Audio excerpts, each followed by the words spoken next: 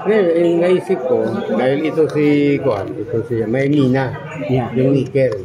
Ngayon, tinanong ko sa sino bang may-ari na? Kasi baka mamaya. Mababalin tayo, di ba? Mas na ito. Sabi niya, si Pichay daw. Pichay. Sabi yung dating Pichay, na congressman? Oo. Pero sabi ko, ganito. No. Sila na yung nag-open. Ganito, under the law, way back 1990. Kaya nga ngayon, nagkaroon ng creation of the law o minahan ng bayan. Binabangan nga yun, di ba? Para yung permit. Oo, permit. Ngayon, sa minahan ng bayan, sabi ko, we will be entitled for a 25% of the total mineralized area. So sabi na may 500 daw siya. So mga 175 hectares meron. Ngayon sabi ko, pakita mo yung survey report on the part of the deposit. Ilan ba talaga? Para ma-determine natin, sabi ko, yung iba-barter natin. Now, ito ang catch doon. Kahit sinong may-ari niyan, kahit na si BBM ay may-ari dyan, we are entitled for a 25% area for the minahan ng bayan. Walang question doon. All mining. All mining grants.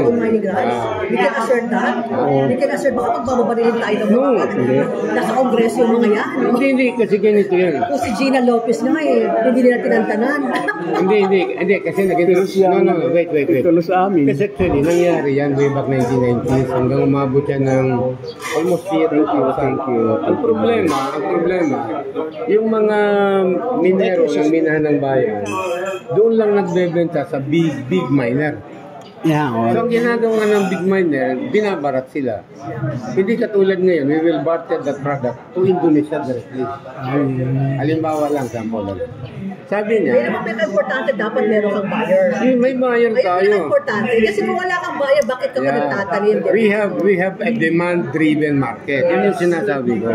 Demand-driven ito. This is not a market-driven. No. This is a demand-driven market. Demand-driven. So ganitong nangyayari.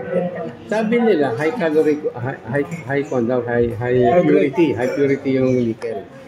Sabi ko ang high purity yung nickel nasa $100 per ton. Alam mo kung magkano lang binibili doon? $5, $10. O ganun nga, yung nakita ko kasi pinanibig sa akin yung kontrata na yan. Tapos parang ang pina-offer sa akin parang $1 na. We can sell that at $100. Pero mga bumibili nun, nakausap ko dati. Kasi bakit? Sa China dati. Buti lang hindi natuloy. Kasi baka sabihin nila, paano ko pro-China? Gusto ko lang naman kumita. Ganito ang nangyari. No? I'll tell you this one.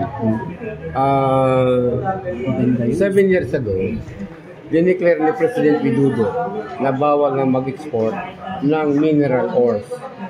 So ang nangyari sa China, because they were getting the nickel ore from Indonesia, nagsilipat yung kanilang smelting plant.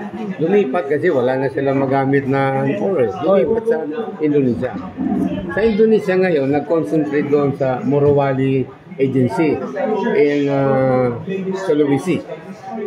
Ngayon, ang problema na naman doon, sa dami ng smelting plant, umabot sila ng 50. Kaya ang nangyari dyan, natalo ang China ng Indonesia on the production of EV. Yung nickel kasi niya.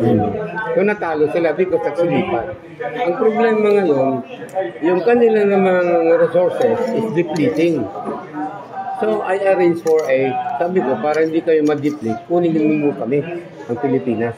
Kasi nangyayari sa atin, tumitira dyan yung mga taga-Pogo, mga Inchik, ini-smuggle. Maraming mga nag-operate ng mga Pogo member, Pogo. Natinago na nila, hindi na nila may labas. Hindi may labas. Nakpa na nila. Kaya kausap. Lola, yung suits na. Ngayon, kakausapin natin ng LGU to confiscate that. Pagkatapos ibabarter natin. Hindi, that's the only way. Kasi pag tumagal ang nickel sa labas, nagdi-deplete din na nagdi-deteriorate. Yun yung concept natin yun. Now, how to jumpstart? Kasi kailangan malaman natin paano tayo mag-umpisa. Jumpstart. Paano tayo mag-uumpisa? Okay, sa ngayon, mag-identify na tayo ng 3 probinsya. Of course, yung Surigao, sasama na natin. Ayan. Kasi sa Surigao, may problema din sila doon. Ang problema nila doon, energy. Kawati-pati din ang Na malayo kami sa Maria Cristina Falls. ay, ang kaganda sa Surigao, maraming kanin sila ng palm tree. Yung palm fruits, pwede natin i-convert into energy.